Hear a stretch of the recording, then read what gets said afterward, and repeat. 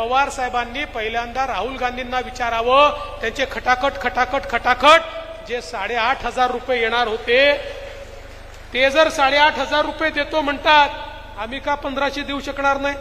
त्यांच्याकडे काय झाडाला पैसे लागले, त्यांच्याकडे काय सोन्याचे हंडे सापडलेले आहेत, त्यांना काय लॉटरी लागली आहे, त्यांनी काय अमेरिकेच्या तिजोरीवर हल्ला केला आणि डल्ला मारलाय? जर ते देऊ शकतात तर आम्ही तर देऊ शकतो ना. या चोट्ट्यांसारखा निर्णय नाही आपला. इलेक्शन झालं की बंद, आधी त्याची व्यवस्था मी केली. आज आपण महाराष्ट्रातल्या शेतकऱ्यांना 16,000 मेगावॅट वीज लागते. त्यापैकी 9,000 मेगावॅटचे सोलरचे प्रकल्प मी सुरू केले आहेत, जे 18 महिन्यात पूर्ण होतील. 5,000 मेगावॅटचे पुढच्या 15 दिवसात मी देतोय, ते त्याच्या पुढच्या 6 महिन्यात पूर्ण होतील. म्हणजे येत्या 2-2.25 वर्षामध्ये शेतकऱ्यांना लागणारी सगळी वीज ही आम्हाला सोलार पासून मिळेल.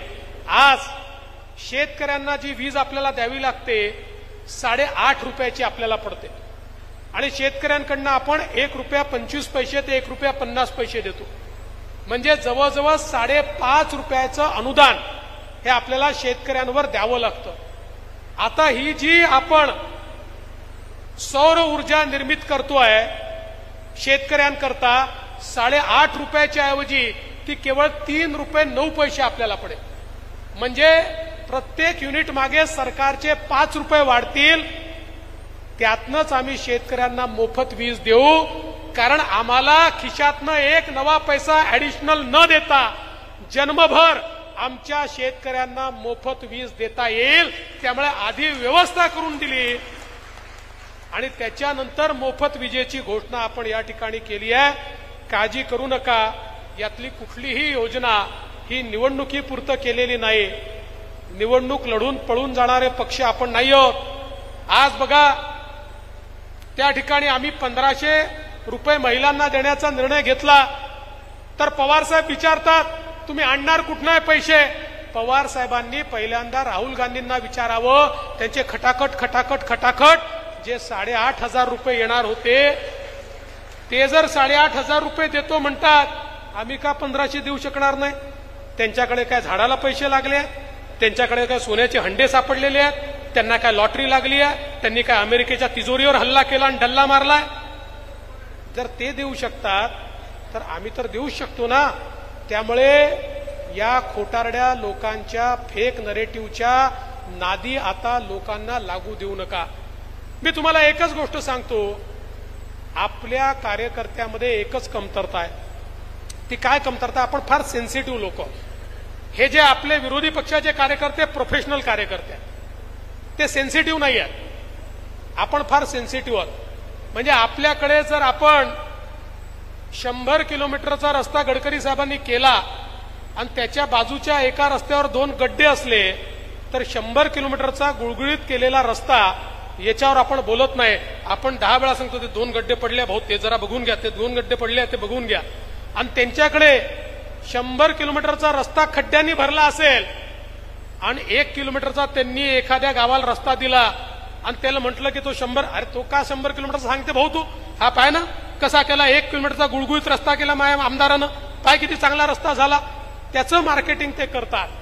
त्यामुळे माझी विनंती तुम्हाला आहे, कामं आपण खूप करतो, निर्णय आपले चांगले आहेत, जरा त्या निर्णयांना ओनरशिप द्या. आत्मविश्वासाने आपले निर्णय लोकांपर्यंत पोहोचवा.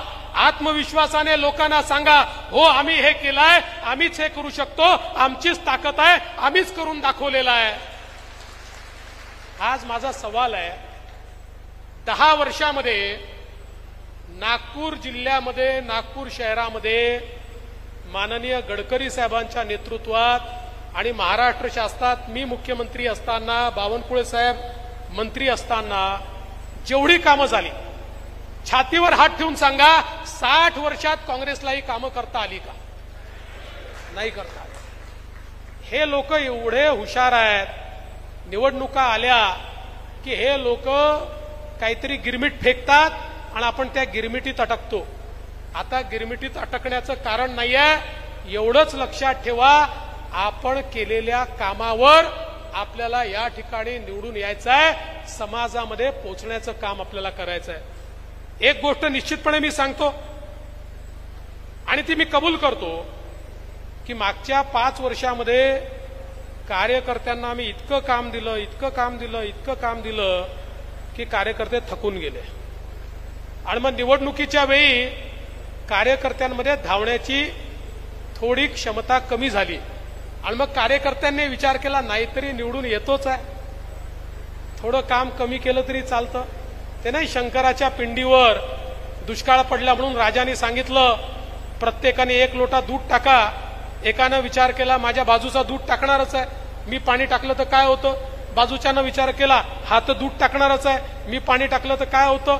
असं करता करता सगळ्यांनी पाणी टाकलं, 2-4 लोटे दूध आलं आणि बाकी सगळं पाणी गेलं. तशी काहीशी अवस्था आपली झाली होती. अनेक कार्यकर्ते थकले होते, अनेक कार्यकर्ते विचार करत होते की आता थोडं कमी केलं तर चालतं. आणि अलीकडच्या काळामध्ये आपले पक्षात काही चमकेश कार्यकर्ते तयार झालेच आहे, जे कॅमेरा आला की पुढे असतात आणि काम करताना मात्र ते कुठे असतात हे माहिती नाहीये.